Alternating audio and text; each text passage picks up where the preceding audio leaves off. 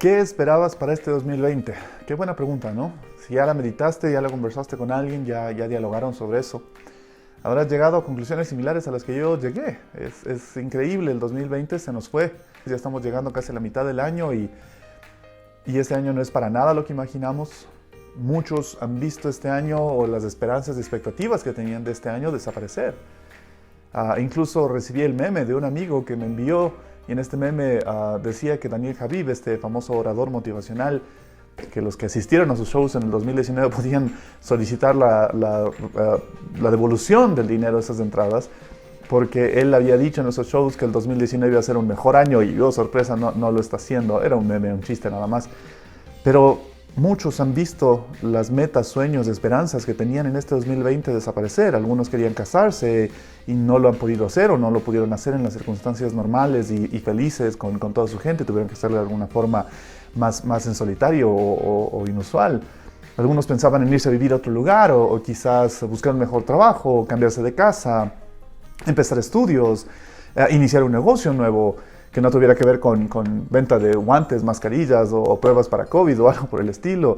Quizás algunos estaban pensando en ampliar su negocio, lanzarse a cosas nuevas, ponerse un restaurante, comprarse un auto nuevo, visitar más a la familia, retomar relaciones con alguien con quien habían estado distanciados, tratar de arreglar todo en su matrimonio, compartir más tiempo con sus abuelos. Y resulta que todo eso ahora está en ese hilo de incertidumbre de no sabemos si realmente va a pasar o quizás ni siquiera pase.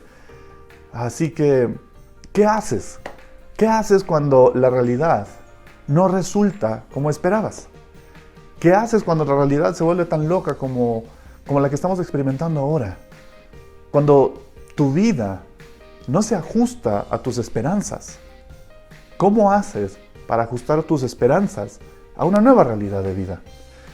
La Biblia tiene una historia maravillosa que relata la vida de alguien, una serie de situaciones en su vida que le enseñaron definitivamente y de manera muy interesante a adaptar sus esperanzas a las situaciones que la vida le fue planteando, situaciones que ella o ellas no esperaban.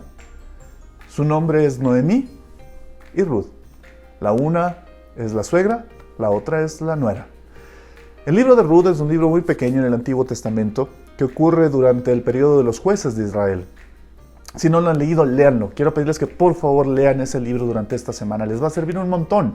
Es un libro pequeño, pero que tiene algo poderoso que decir acerca de la esperanza en medio de las situaciones difíciles y que tiene mucho que decir acerca de cómo la esperanza puede provenir, puede reconstruirse, puede afirmarse, incluso desde personas que nosotros no imaginamos, de personas que logran que su esperanza no dependa de las emociones ni de las circunstancias, ni esperan que las emociones impulsen su esperanza, sino que establecen una esperanza por convicción, por un compromiso más profundo.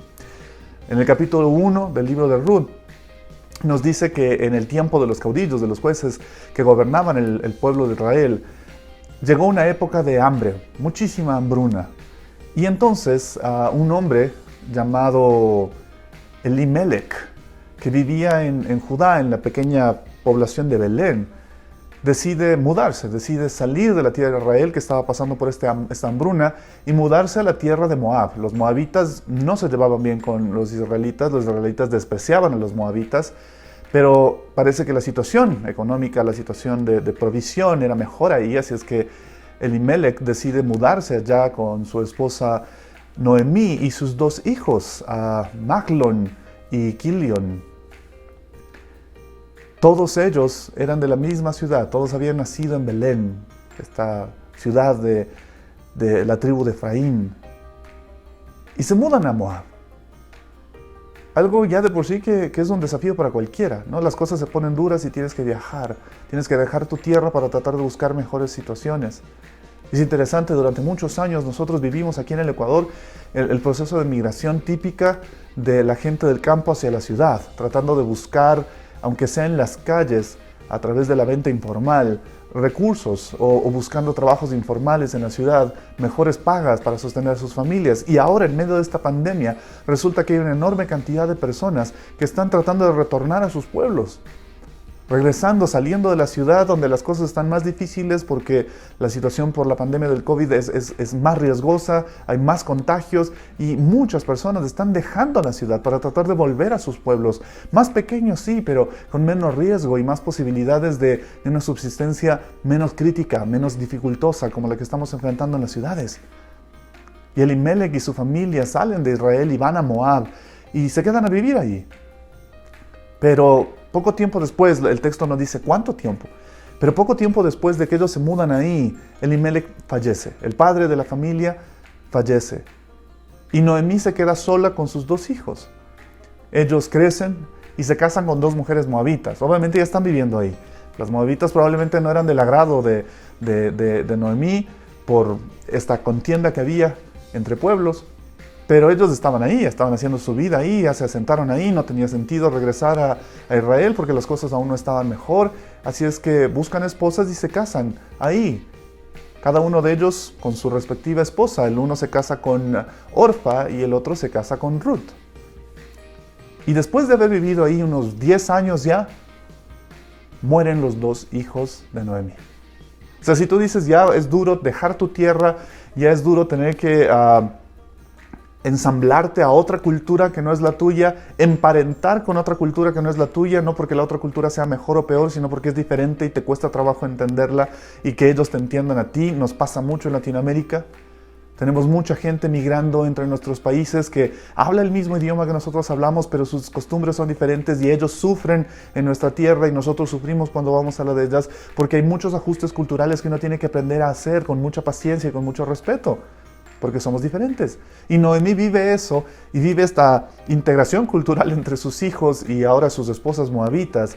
Pero entonces, cuando ella ya pensaba que eso era difícil, sus 2 hijos mueren. Casi 10 años después de estar ahí, 10 años, ya es un tiempo en el cual te asientas, estableces tu ritmo de vida, y de pronto sus hijos mueren, y Noemí se queda viuda y sin hijos con sus 2 nueras. ¿Qué es lo que ella decide hacer? Dice el verso 6 que ella decide regresar al territorio de Israel. Sea que las cosas estén más fáciles o más duras, ella dice, bueno, ya no tengo nadie más aquí que sea de mi sangre directa. Es mejor regresar a mi tierra, voy a regresar a Israel. Porque ella se entera incluso de que el Señor había acudido en ayuda de su pueblo para proveerle de alimentos. Y el pueblo de Israel estaba en una mejor situación ahora. Salió ella entonces con sus 2 nueras del lugar donde había vivido y juntas emprendieron el camino de regreso hacia la tierra de Judá. Pero en el proceso de ese trayecto parece que las cosas no eran fáciles, el camino no debe haber sido corto, debe haber sido complicado también. Noemí como que está reflexionando en estos tiempos de quietud, porque si te imaginas de salir a caminos agrestes, salvajes y estar en medio de la nada, y de pronto ponerte a pensar en el silencio, ¿qué estoy haciendo con mi vida? ¿Cómo llegué hasta aquí? Hablábamos de eso la semana pasada. ¿Cómo llegué hasta aquí? ¿Cómo fue que todo esto me pasó? ¿Por qué tanto dolor? ¿Por qué tanto sufrimiento? ¿Y a dónde estoy yendo? ¿Y qué hago llevándoles a ellas, a mis nueras conmigo? Creo que es mejor que ellas se regresen. Sí, yo les voy a amargar la vida. ¿Para qué hago que se queden conmigo? Ellas no habían tenido hijos, por lo tanto, Noemí no tenía nietos de ellas. No había nada que les ligue por sangre, más allá del compromiso que habían hecho. Y entonces Noemí dice, no tiene sentido que ellas vengan conmigo. Así es que les voy a decir que se regresen. Y ella toma a las 2 muchachas, las sienta al frente y les dice, miren, les quiero mucho, ustedes han estado conmigo aún después de que mis hijos murieron, pero creo que es mejor que ustedes regresen a su tierra. Creo que es mejor que se vayan. Verso 8. Que el Señor las trate, les dice Noemí, y lo hace con mucho cariño, con mucho amor, aún en medio de la crisis. Uno no necesita dejarse sobrellevar por el dolor y la frustración, como el que puede haber estado experimentando Noemí en su duelo, en su pérdida, su esposo primero, luego sus hijos, luego dejar todo lo que habían conseguido en esta tierra nueva y ahora regresar a la tierra de sus antepasados. Pero ella no se deja embargar por eso para desquitarse con sus 2 nueras. Algo que los seres humanos sí hacemos. Cuando estamos en medio de la crisis, nos molestamos, nos frustramos y en lugar de hablarlo, de sacarlo adecuadamente, dejamos que eso se acumule y luego estallamos y lo sacamos atacando a personas que no tienen nada que ver en el asunto o que no son las culpables de nuestra situación, que no son las responsables y nos desquitamos con ellos y nos desquitamos con nuestra esposa o nos desquitamos con nuestro esposo o con nuestros hijos o con nuestros padres porque ya estamos cansados, fastidiados de todo esto y empezamos a actuar mal. Perdemos el control de nuestro carácter y nos desquitamos con las personas que no tienen nada que ver con la fuente de mi propia frustración. Sin embargo, de manera muy santa, muy amable, muy humanamente compasiva, Noemí no permite que esto ocurra en su corazón y que ella se deje dominar por todo eso para decirles a sus nueras lo que quiere decirles, sino que con mucho amor les dice que el Señor las trate a ustedes con el mismo amor y lealtad que ustedes han mostrado con los que murieron y conmigo. Que el Señor les conceda, les dice ella, hallar seguridad en un nuevo hogar, al lado de un nuevo esposo. ¿Por qué no? Ustedes son jóvenes, pueden buscar otro esposo y volverse a casar. Les da un beso a cada una como una señal de mucho afecto, de mucho cariño. Pero ellas dos entran en llanto y se ponen a llorar con ella ahí. Algo tan humano. La crisis no le había afectado, todas estas pérdidas y este sufrimiento, el dolor que ellos habían arrastrado viniendo desde Israel a esta tierra y todo lo que deben haber pasado ahí. Luego la pérdida de su esposo y de sus hijos y que por lo tanto eran los dos esposos de estas mujeres, les habían afectado a ellas también. Y ellas se ponen a llorar con Noemí y dice la Biblia que exclaman a viva voz, no, por favor, no, nosotros queremos volver a tu pueblo contigo, somos familia, tú eres nuestra familia. ¿Se imaginan? Estas chicas deben haber tenido un papá, una mamá, quizás hermanos o hermanas, pero algo había pasado en sus corazones, que llegaron a tenerle tanto cariño, tanto afecto. La relación con Noemí, con su familia, significó tanto para ellas, que aún en esa situación donde ya no estaban sus esposos, ellas le dicen a ella, déjanos seguir contigo, déjanos volver a Israel contigo. Volver, pero si no era su tierra, pero ellas quieren ir con ella. Y ella, Noemí, les dice, vuelvan a casa, hijas mías, vuelvan a su casa, no tiene sentido que estén conmigo. ¿Para qué se van a ir conmigo? ¿Qué van a hacer conmigo? ¿Acaso yo voy a esta edad ya vieja, voy a tener más hijos para que puedan casarse con ustedes? Vuelvan a su casa, yo ya soy demasiado vieja. Incluso si es que tuviera hijos, ¿ustedes van a esperarles a que ellos crezcan? No, no, no, no. Y quiero que entiendas esto hoy día, y te lo digo de todo corazón. La Biblia, que es un libro que ha inspirado la fe y la esperanza de millones de personas durante milenios, no estamos hablando de un par de décadas, no siglos, milenios, habla constantemente de la esperanza y del conflicto que el ser humano tiene para mantener la esperanza viva en medio de crisis y dificultades que han azotado a la humanidad una y otra vez desde que el pecado entró en nuestra historia.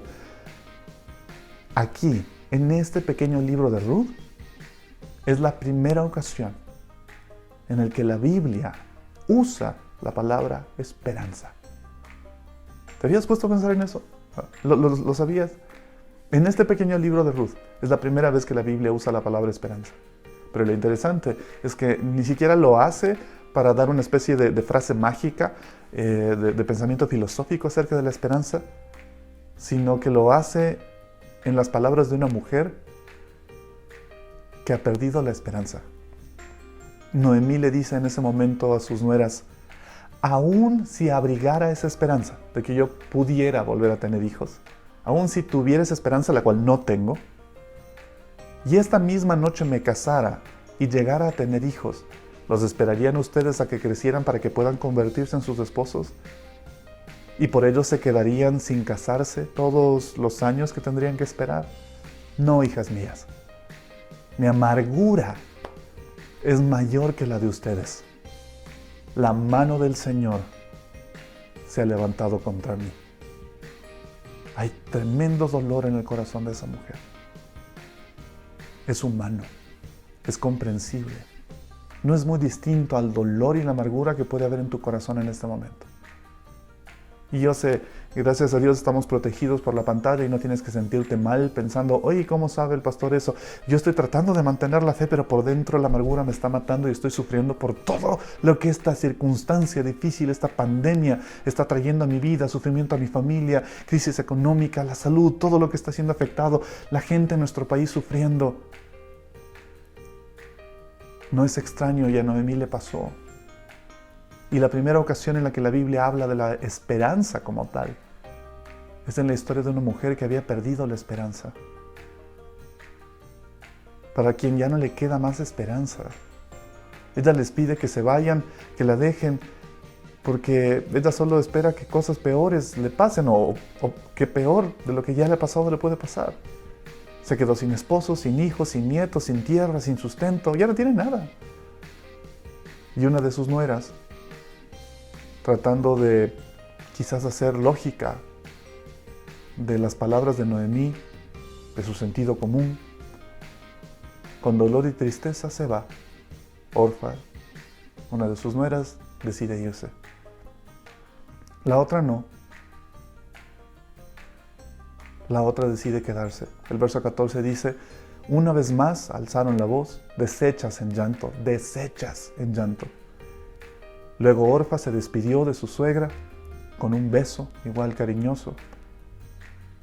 Pero Ruth se aferró a Noemí, se aferró a ella. Y le dijo, mira, le dice Noemí a Ruth, tu cuñada, Orfa, se está volviendo a su pueblo y a sus dioses, está regresando a su cultura, a sus costumbres, a su pasado. Vuelve con ella. Pero Ruth, su otra nuera, le dice, no insistas, por favor. No insistas en que te abandone o que me separe de ti. Y en ese momento, Ruth, desde el fondo de su corazón, hace una de las declaraciones más hermosas que uno puede encontrar en la Biblia. Una declaración inspirada por el amor. Y ni siquiera el amor romántico, que es lo que normalmente nosotros esperamos que inspire declaraciones profundas y lindas acerca del amor. No, es un amor más maduro, es un amor mucho más profundo, es un amor mucho más comprometido. Y Ruth le dice a Noemí estas maravillosas palabras. No insistas en que te abandone o que me separe de ti, porque iré a donde tú vayas y viviré donde tú vivas. Tu pueblo será mi pueblo y tu Dios será mi Dios. Moriré donde tú mueras y allí seré sepultada. Que me castigue el Señor con toda severidad si me separa de ti algo que no sea la muerte. Qué interesante. ¿Te has puesto a pensar que cuando el amor realmente madura puede llegar a convertirse en algo mucho más allá de un sentimiento, de una emoción, y convertirse en una decisión que te impulsa, que te lleva a mantener un compromiso, incluso en la peor de las circunstancias? Estuve revisando los datos en internet y hay un aumento horroroso durante esta cuarentena en la que nosotros seguimos, por lo menos en las provincias principales del Ecuador, de los casos de violencia intrafamiliar. Hombres que le hicieron promesas a sus esposas de amarlas y cuidarlas, no están cumpliendo esas promesas. Y están violentando a sus esposas. Mujeres que hicieron la promesa de que iban a estar comprometidas con sus esposos, no están cumpliendo esas promesas de cuidarlos y amarlos, sino que están violentando a sus esposos. Porque la violencia intrafamiliar muchas veces ocurre en ambos sentidos. Hijos están siendo groseros e irrespetuosos con sus padres durante la cuarentena porque ya están cansados. Padres están siendo violentos con los niños. ¿Saben cuántos casos de violencia infantil se han visto durante estos días? ¿Y cuántos infanticidios, cuántos asesinatos de niños han ocurrido en el Ecuador? Búsquenlo. Han aumentado. Han ocurrido aún cuando los hijos se supone deben estar seguros en sus casas, con sus padres. ¿Por qué? Porque el amor no tiene que ver con palabras, tiene que ver con convicción. Y una convicción que va más allá de la capacidad humana de racionalizar una circunstancia y decir, bueno, me voy a mantener con esta persona porque es conveniente, porque me va bien, porque me gusta. Tiene que haber un amor más maduro, pero ese amor más maduro solo puede venir de una fuente más grande. Y de alguna manera, Ruth logró encontrar esa fuente más grande. Y su amor maduró al punto de que ella, la nuera, hace un compromiso con su suegra con esas maravillosas palabras que les acabo de leer. Y mientras leía este libro, pensando en este mensaje, me preguntaba, ¿quién es esta mujer? ¿Cómo tiene tanta esperanza? ¿Cómo su fe puede ser tan fuerte, con tanta convicción y su amor tan fluido? Porque si lo pensamos, en el Antiguo Testamento siempre ha sido Abraham el referente de esperanza y fe para el pueblo de Israel. E incluso para nosotros como cristianos. Abraham el padre de la fe. Pero me puse a pensar que Abraham recibió un llamado de parte de Dios. Dios le habló. Había una promesa de Dios para él, de que él y su esposa tendrían un hijo, aún siendo viejos. Y ustedes conocen la historia, y si no, léanla, es muy interesante. Pero él tenía un pacto de Dios respaldándole, un pacto de bendición, un pacto de multiplicación, donde Dios iba a ser fiel. A pesar de que Abraham fallara, Dios iba a ser fiel y iba a bendecirle. Y cuando Abraham salió de su tierra, porque fue parte de lo que Dios le dijo, deja tu tierra y ve a donde yo te voy a decir, a donde yo te voy a llevar, él pudo llevarse a su esposa, pudo llevarse sus posesiones, sus riquezas, sus bienes. Pero Ruth, cuando Ruth sale de su tierra con su suegra Noemí para ir a la tierra de su suegra, que ella no conoce, no se lleva nada, ni a nadie. Ruth se va sola. Deja su lengua, su pueblo, su gente, su familia, hasta su religión. Y ella no tiene ninguna promesa de parte de Dios de que va a tener un nuevo hijo o por lógica va a tener un nuevo esposo. Pero Ruth decide comprometerse. No con buscar un nuevo esposo, lo que seguramente le devolvería la esperanza, sino que ella decide comprometerse con su suegra, con quien había sido parte de esta nueva familia para ella. Pero se compromete con su suegra, que es una mujer que tampoco tiene esperanza alguna y está hundida en la depresión y el dolor. Incluso al llegar a Israel, probablemente Ruth sabía que ella no iba a ser bien recibida. Por ser moabita, como les decía, los israelitas no les querían a los moabitas. De hecho, los despreciaban y ahora esta moabita, que no tiene nada, que está siendo migrante ahora con su suegra retornando a Israel, tampoco tiene nada. Nada más que una suegra que está deprimida. Y cuando las suegras se deprimen, es terrible. Si cuando las mamás se deprimen, es terrible. Peor cuando las suegras se deprimen. Pero ella había vivido una transformación interna. Ruth había vivido una transformación interna, una conversión. Algo había hecho su suegro mientras aún estaba vivo, su esposo mientras aún estaba vivo, mientras aún estaba con ella, su suegra mientras compartieron todos estos años juntos, que habló al corazón de Ruth y le mostró no solo el amor de una familia, sino el amor de un Dios real, vivo, poderoso, tan bueno, que Ruth decide no solo seguir a Noemí de regreso a Israel, sino que decide entregarle su corazón al único y verdadero Dios. A pesar del dolor y el sufrimiento de Noemí y de todas las vicisitudes que ellos pasaron al mudarse de Israel a Moab, algo habían hecho ellos como familia que impactó a Ruth de tal manera que Ruth no solo les ama, sino ama a su Dios. ¿Lo recuerdas? Estas maravillosas palabras dicen, porque iré, las palabras de Ruth a Noemí, porque iré a donde tú vayas y viviré donde tú vivas.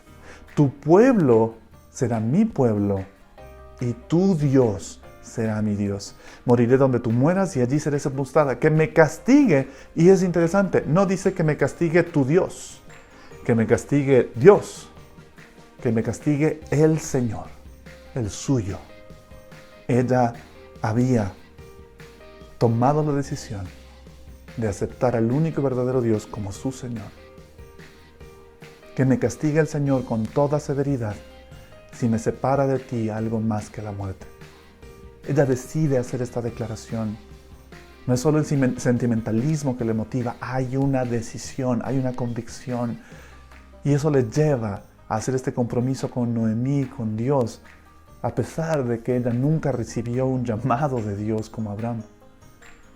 Nunca vio una manifestación sobrenatural, nunca hubo un milagro que le haya impactado, nunca hubo una zarza ardiente o un terremoto o un viento huracanado o un muro de fuego, ni siquiera un soplo apacible. Ruth es solo una mujer común que toma una decisión con convicción. Y pensaba que quizás este es un excelente libro. El libro de Ruth es un excelente libro para personas como tú y como yo. ¿Qué tipo de personas? Comunes. Personas comunes. Tú y yo somos eso, somos personas comunes. Que quizás necesitamos aprender a tomar decisiones en cuanto a nuestra fe por un compromiso genuino con Dios, por una convicción genuina de quién es Dios en nuestra vida y no por impresión, por cosas sobrenaturales, menos aún solo por emociones o sentimientos. Así como he visto estos días a través de las redes sociales la fe de muchos inspirada, también he visto cómo la fe de otros se pierde.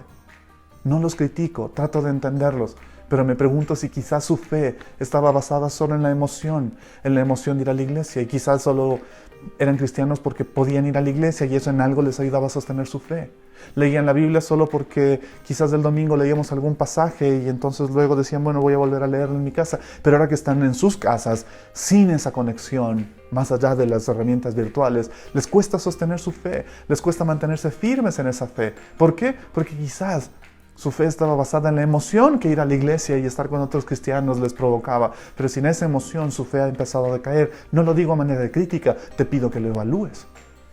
Te pido que seas honesto, honesta contigo misma, porque esto es un momento importantísimo para definir si tu fe está basada en la impresión de una vida espiritual con milagros y prodigios, o si tu fe está basada en la emoción y en la sensación de, oh, ser cristiano qué chévere es, o tu fe está basada, tu esperanza está basada en la convicción y el compromiso que tú tienes con Dios. Y la convicción que tú tienes del compromiso que Él ha hecho contigo. La otra nuera, Orfa, ella se fue, dejó con tristeza a su suegra, pero se fue. Pero si tú lees el texto, no hay crítica hacia ella. Nadie en el texto la critica. Porque hizo lo que cualquier persona sensata haría. Ruth se queda con su suegra, haciendo lo que solo una persona irracional haría. Y no sabemos más desde este libro sobre qué pasó con Orfa, pero sí sabemos lo que va ocurriendo con Ruth. Y quiero pedirte que leas este libro. Es chiquito, léelo, estúdialo durante esta semana. E insisto, ¿por qué?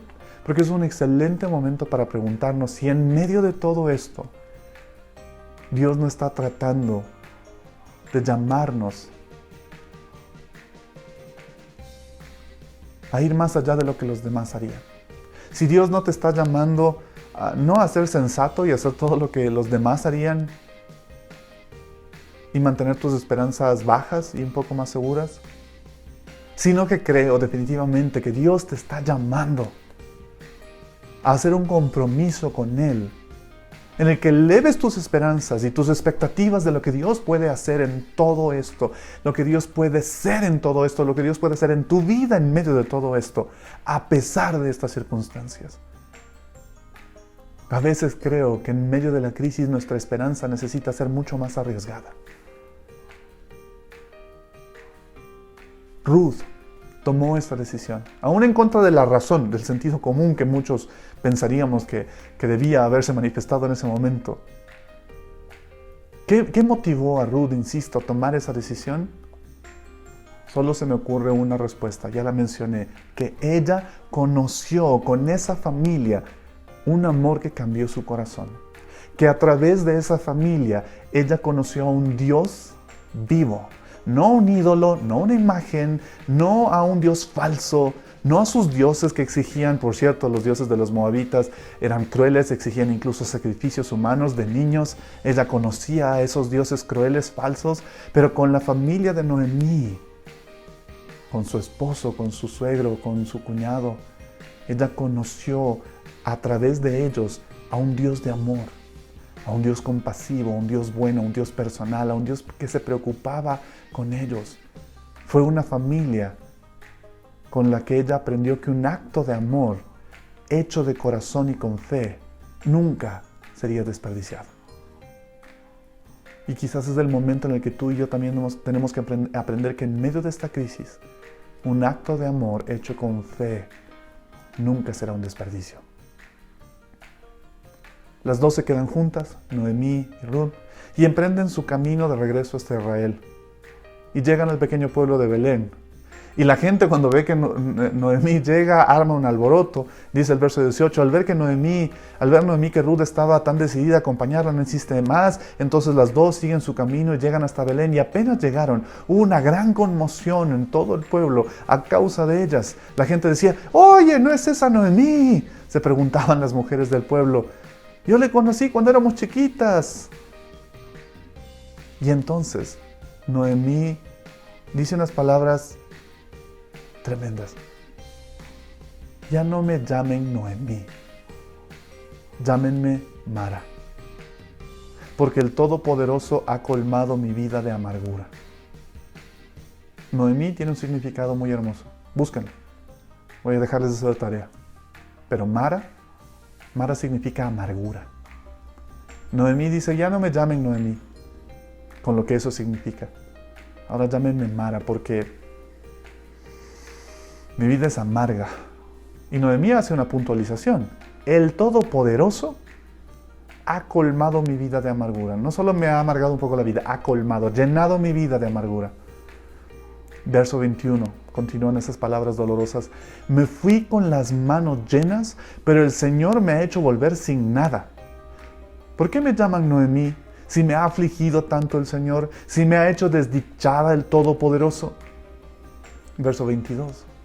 Así fue como Noemí volvió a la tierra de Israel desde Moab, acompañada por su nuera Ruth la Moabita. Cuando llegaron a Belén, comenzaba la cosecha de cebada. Es interesante, ¿no?, que una declaración como esa esté presente ahí en la Biblia. Los ateos, los agnósticos, la gente que tiene conflictos en su fe con Dios, dirían que la Biblia está llena de artilugios y fábulas para tratar de convencerle a la gente de que mantenga esperanzas y fe en lo que no pueden ver, en lo que no es tangible, en un Dios que no pueden ver, al que no pueden observar sin ninguna prueba física. Entonces es una ilusión, y que muchas veces la Biblia, el cristianismo, trata de impulsar a la gente a tener esperanzas absurdas. ¿En serio? Porque lo que yo leo en ese libro me dice que la Biblia es lo suficientemente honesta como para reconocer que el ser humano, aún creyendo, puede tener conflictos con Dios. Porque no entiende las circunstancias. No entiende cuando la vida ha sido dura y le ha golpeado. ¿Por qué Dios ha permitido todo eso? Me fui con las manos llenas. Tenía todo. Tenía un esposo, tenía hijos, teníamos posibilidades. Lo último que nos quedaba antes de que se pierda por la hambruna, nos lo llevamos para invertirlo en una nueva tierra, dice Noemí. Pero el Señor me ha hecho volver sin nada. ¿Por qué me llaman Noemí? Si me ha afligido el Señor, si me ha hecho desdichada, infeliz el Todopoderoso. Insisto,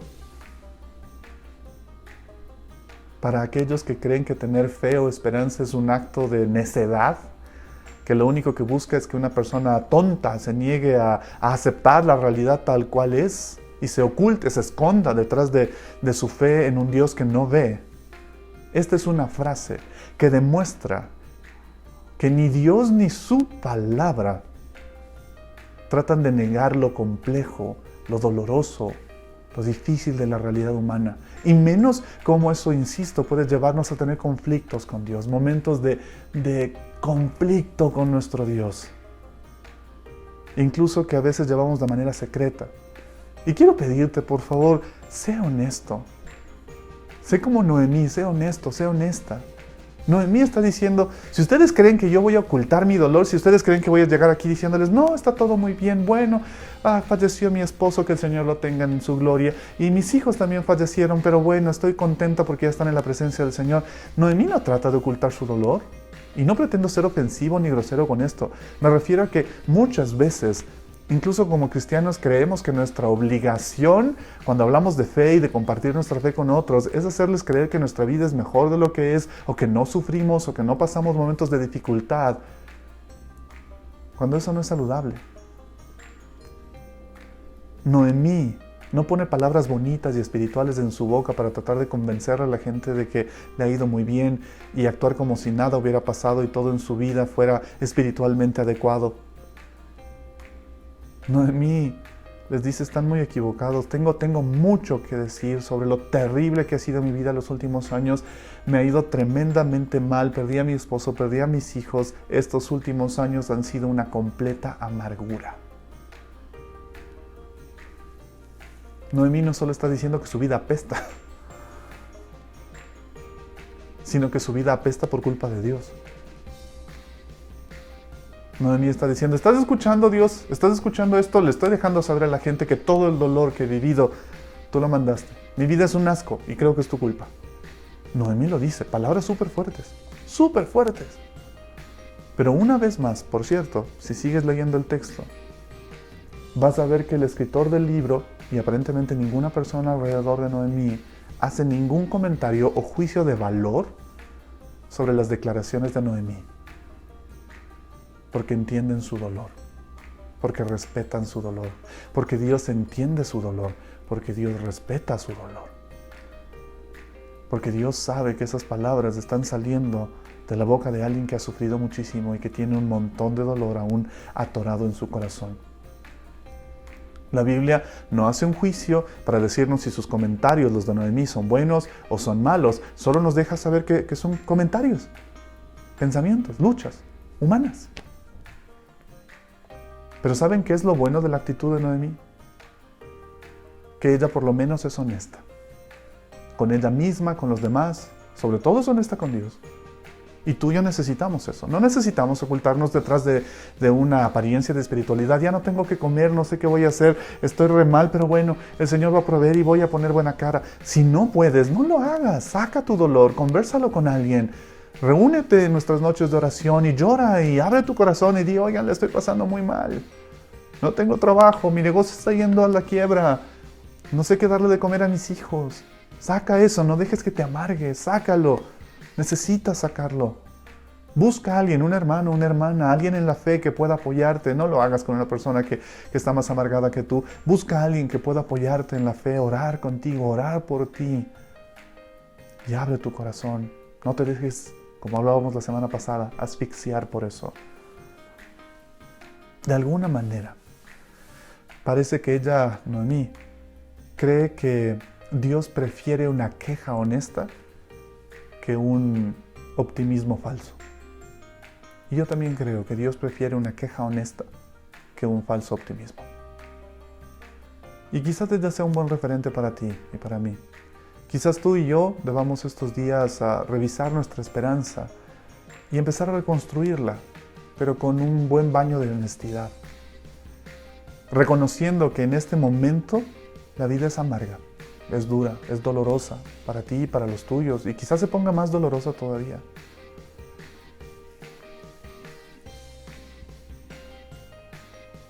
Quizás tú estés pensando en eso. Sí, no sabe cuán dura se me ha puesto la vida. No sabe cuántos sueños en este 2020 se me acabaron, se me destruyeron mis sueños, mis esperanzas, me quedan muy pocas. Querida familia, su esperanza tiene que empezar donde ustedes están. Tu esperanza, entiéndelo, tu esperanza tiene que empezar donde estás. No donde crees que deberías estar o como crees que deberías ser. No, empieza donde estás siendo quien eres. Y desde esa perspectiva, con honestidad, empieza a trabajar con Dios para que Él pueda ayudarte a tener una esperanza que vaya más allá de las circunstancias y más allá de la emoción, del emocionalismo, del sentimentalismo, de una esperanza basada solo en eso. Un detalle más, por cierto, que le ocurre a Noemí, creo que es similar al que nos ocurre a muchos de nosotros. Noemí, cuando regresa a su tierra y sus viejos conocidos salen a recibirla, ella deja ver su dolor y su tristeza. Me fui con las manos llenas, pero el Señor me ha hecho volver sin nada.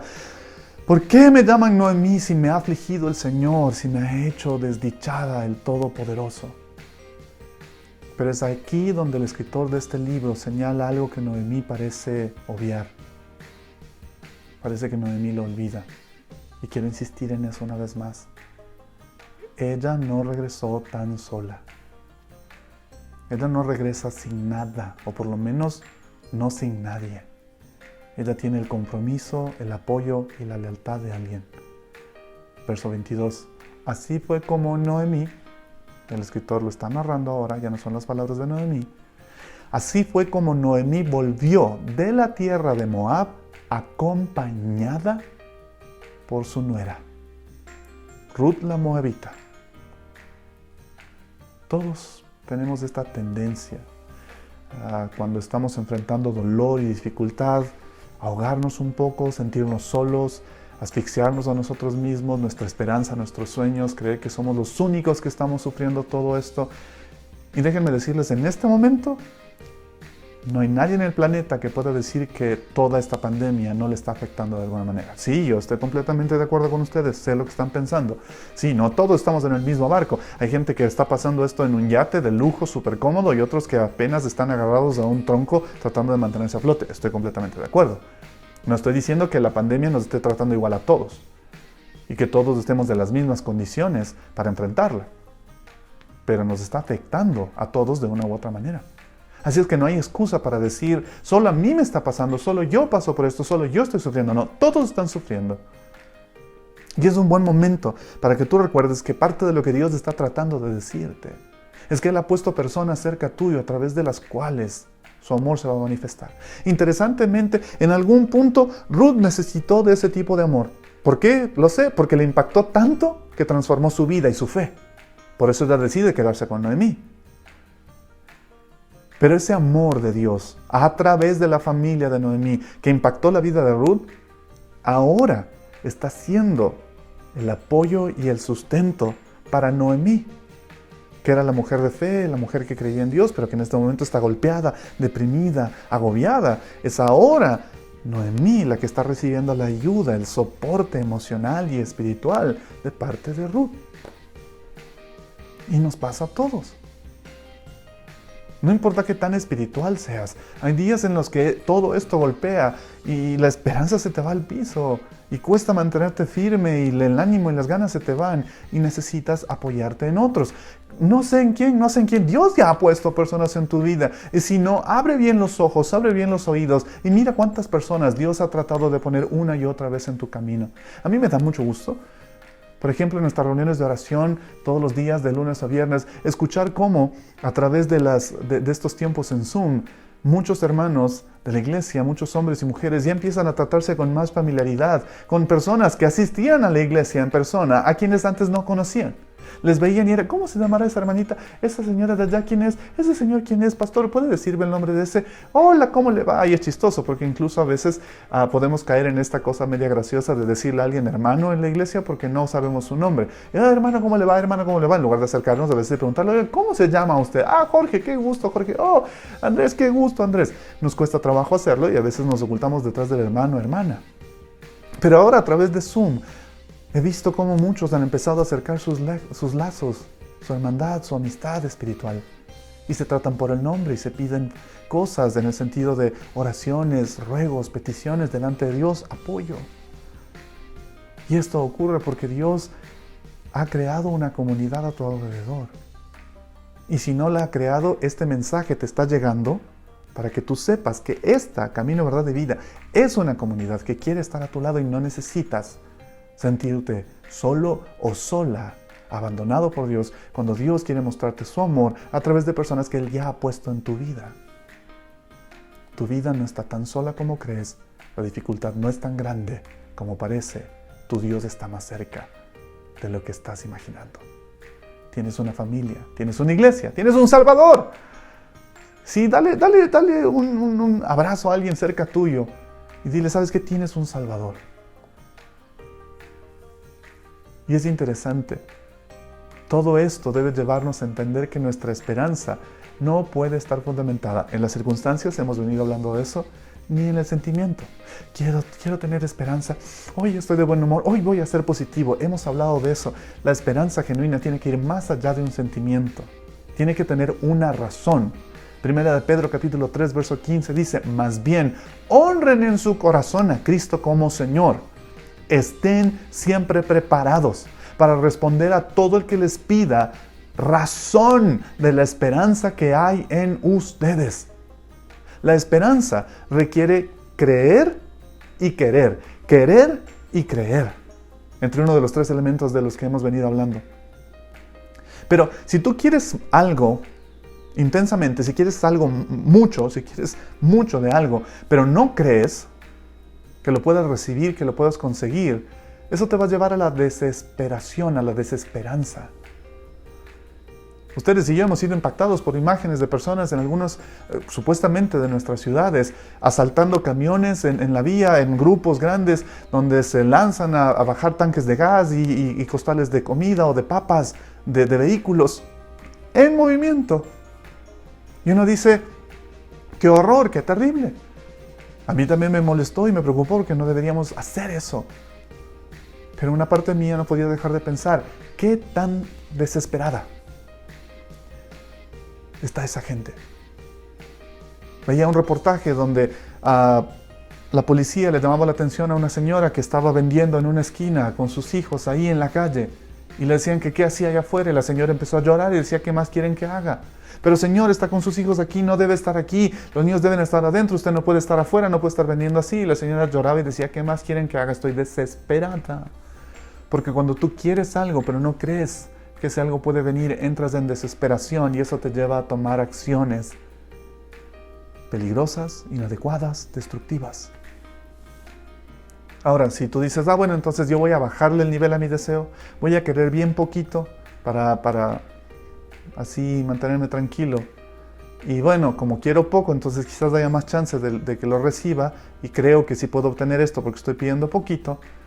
Eso te va a llevar a la resignación. Y la resignación no es lo mismo que la fe, la resignación es lo mismo que la esperanza. Yo no te estoy diciendo resígnate que el Señor tiene control de todo. No, te estoy diciendo ten esperanza de que Dios tiene el control de todo. Ten esperanza de que Dios no te ha dejado solo o sola. Ten esperanza de que Dios va a sostener a tu familia. Mantén la esperanza viva. No te estoy diciendo resígnate a las circunstancias. Te estoy diciendo que te atrevas a creer que tu esperanza puede ser atrevida y que tienes un Dios que va a responder a esa esperanza. Si está fundamentada no en las circunstancias, ni en el sentimentalismo, sino en la convicción. Y por eso, tú y yo tenemos que tener una convicción, un deseo principal, una especie de pasión esencial. Algo que realmente empuje, que motive tu vida. Una pasión que sea la más básica, la más potente, la más fuerte, la que más sustente tu vida. Y no puede estar basado en las circunstancias y no puede estar basado en las emociones, porque los sentimientos cambian, las emociones son pasajeras. Tiene que estar basada en algo, una razón más fuerte. La convicción. ¿Recuerdan lo que Ruth le dijo a Noemí? Convicción. Tu pueblo será mi pueblo, tu Dios será mi Dios. Eso es convicción. Tomé una decisión, no me voy a mover. Tomé una decisión, no me voy a ir. Tomé una decisión, voy a estar a tu lado. Tú sufres, yo sufro. Tú sales, yo salgo. Estamos juntos en esto. ¿No crees que tu esposo necesita escuchar eso? ¿No crees que tu esposa necesita escuchar eso? ¿No crees que tus hijos necesitan escuchar eso? ¿No crees que tus padres necesitan escuchar eso? ¿Que tus hermanos, que tus tías, que tu familia, que tus vecinos necesitan escuchar eso? Que esa gente que está hundiéndose en la depresión y el sufrimiento necesita escuchar que tú tienes la convicción de decir, mira, tu pueblo es mi pueblo, tu Dios es mi Dios. Si tú estás, yo estoy. Si tú comes, yo como. Si tú sufres, yo sufro. Si tú estás bien, yo estoy bien. No estás solo en esto.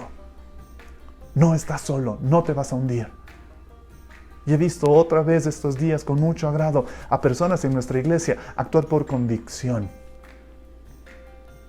Esta semana, una vez más, entre algunas de las personas que me han escrito y me han llamado diciendo, pastor, quiero seguir apoyando para que podamos llevarle alimento a las familias que no tienen.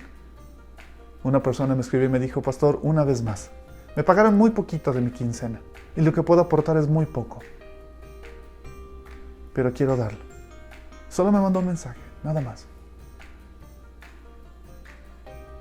Y eso una vez más impactó mi corazón, porque sé que es una persona que está obedeciendo a Dios por convicción.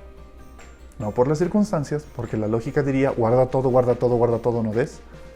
No por emoción, no por sentimiento de, ay, pobrecito, qué pena esa gente, ay, voy a dar. No, por la convicción de que hacer eso para ella es lo que Dios le ha llamado a hacer. Ese es su acto de obediencia. No te estoy diciendo que tú tienes que hacer lo mismo. Te estoy diciendo que tú tienes que escuchar a Dios y obedecer lo que Él te diga que tienes que hacer en medio de toda esta crisis para demostrarle a otros que no están solos. Tú puedes tener muchos deseos y muchas esperanzas y muchos de ellos fracasarán y se irán al piso y quedarán deshechos, pero tienes que tener una pasión esencial que no pueda ser deshecha. Quiero que lo entiendas. A veces algunos deseos vienen por picazón, ¿no es cierto? Vienen por producto de un estímulo externo. Pasas por una vitrina, en la época en la que todavía podíamos ir a los centros comerciales, pasabas por una vitrina, ¡ay, qué lindo! Mira este vestido, este juguete, este accesorio, esta billetera, ¡ay, qué lindo, qué chévere! No me voy a comprar, ¡oh, sí, me voy a comprar! Está súper chévere. Esa situación, ese objeto, ese estímulo te provocaba una picazón de querer y tú respondías con la esperanza de poder comprártelo o conseguirlo porque te picaba ese deseo, esas ganas de tener ese algo.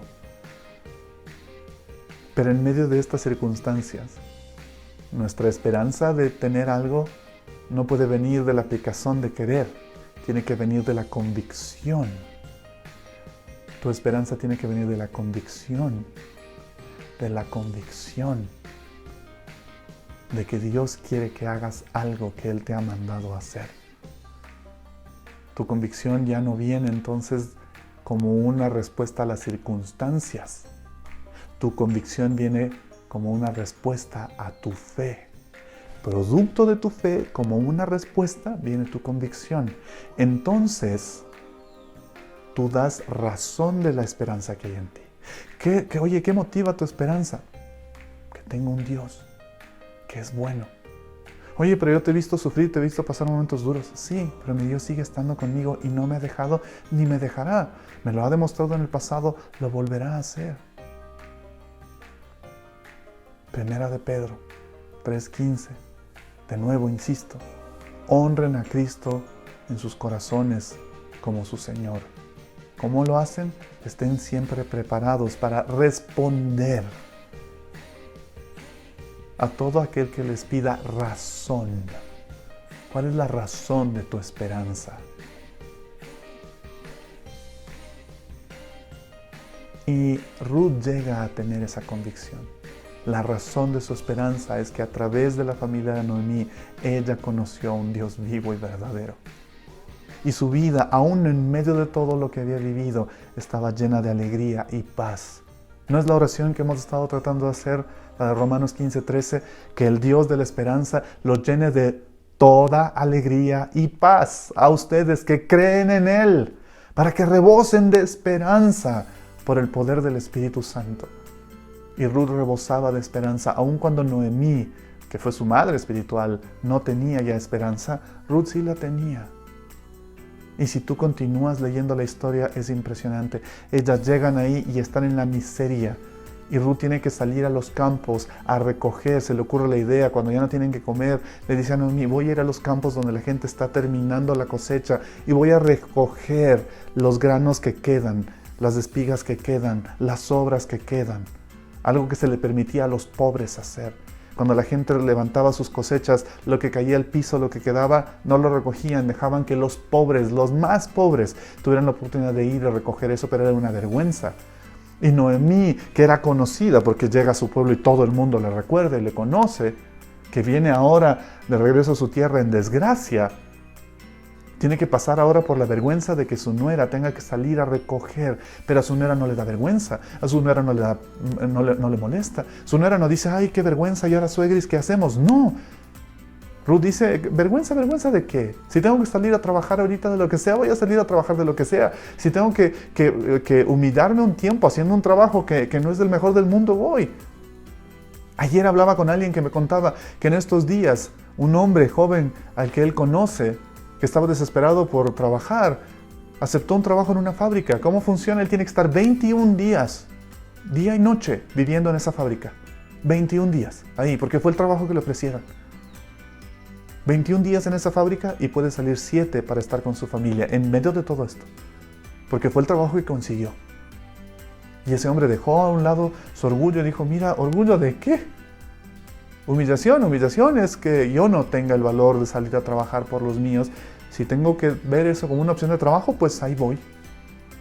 Y es un buen momento para que nosotros entendamos que no puede haber orgullo ni vanidad en nuestros corazones y es un momento de trabajar con mucha humildad y hacer todo esfuerzo posible por demostrar que somos personas responsables y fieles con el trabajo que Dios nos ha encargado para hacer lo que Él nos ha llamado a hacer. Y con el trabajo que Dios nos ha encargado no me refiero solo al trabajo de la iglesia, por si acaso, me refiero al trabajo que Dios te ha puesto a hacer. En tu trabajo, sea este cual sea. En tus estudios, ese es tu trabajo. Tienes que hacer bien tus estudios como cristiano. ¿Para qué? Para que la gente diga, wow, este chico no tiene todos los recursos, esta chica no tiene todos los recursos, su familia se pelea porque tienen una computadora para 3, sin embargo la chica cumple. Porque es responsable, porque está demostrando que hace las cosas como para Dios y no como para los hombres. Y Ruth hace eso. Ella le dice a Noemí, usted no se preocupe, no me da vergüenza, necesitamos comer, yo salgo a recoger las sobras que quedan en los campos. Y en ese momento ella conoce a alguien y Dios le da un giro increíble a su historia. Y todo empieza a cambiar.